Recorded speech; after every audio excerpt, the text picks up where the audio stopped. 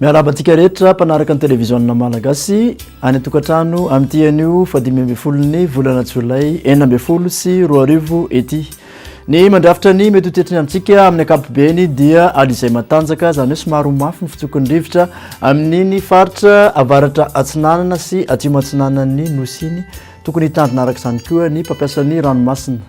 Raha ny mikasika ny toetrany andro andram-pitsy maraina kosa dia somary ahitana herika raha hoan'ny faritra Analamanga ilany atsinanan'ny faritra Vakinakaratra, ahitana orana malefaka kosa ny ilany atsinanana Manontolo, Analanjorofo faritra atsinanana ny faritra Vadivavy-Fitovinany atsimo atsinanana ary amin'iny ilany atsinanan'ny faritra Hotomatsiatra sy ny faritra Hiorombe. Andrahoana kosa ny andro raha hoan'ny faritra Melaky sy Menabe ary andrahoana vitsy raha hoan'ny faritra Sisa. Ny tolakandro kosa dia mbola mitoetra hatrany ny orana malefaka raha ho amin'iny faritra Sava, Analanjorofo atsinanana, Vadivavy-Fitovinany atsimo atsinanana, ilany atsinanan'ny faritra Afovoantany, andrahoana hatrany ny andro raha ho an'ny faritra Melaky sy Menabe ary amin'ny ilany andrefan'ny faritra Afovoantany. Ifandimby kosa andrahoana simy masoandro raha ho an'ny faritra Sisa.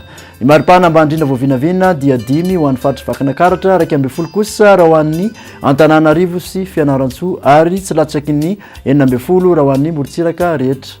13 kosa ny maripana ambondrindra voavinavina any Maevatanana, mandidina ny 20 ka hatramin'ny 20 degré Celsius raha ho an'ny faritra Apovoantany ary mihoatra ny 20 kosa ho an'ny Moritsiraka rehetra.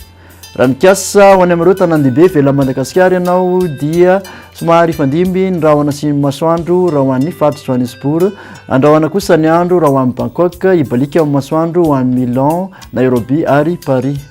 Toetry ny andro ho an'ny nosy manodidina Madagascar somary andrahoana ny andro ho an'ny Port-Louis, ibalika amin'ny masoandro ho an'ny Seychelles sy Saint-Denis, mbola andrahoana hatrany kosa ny andro raha ho an'ny Seychelles. Dia izay indray ary tompoko nazadolotranao amin'ity anio ity, manasa anao amin'ny rapitso indray veloma tompoko.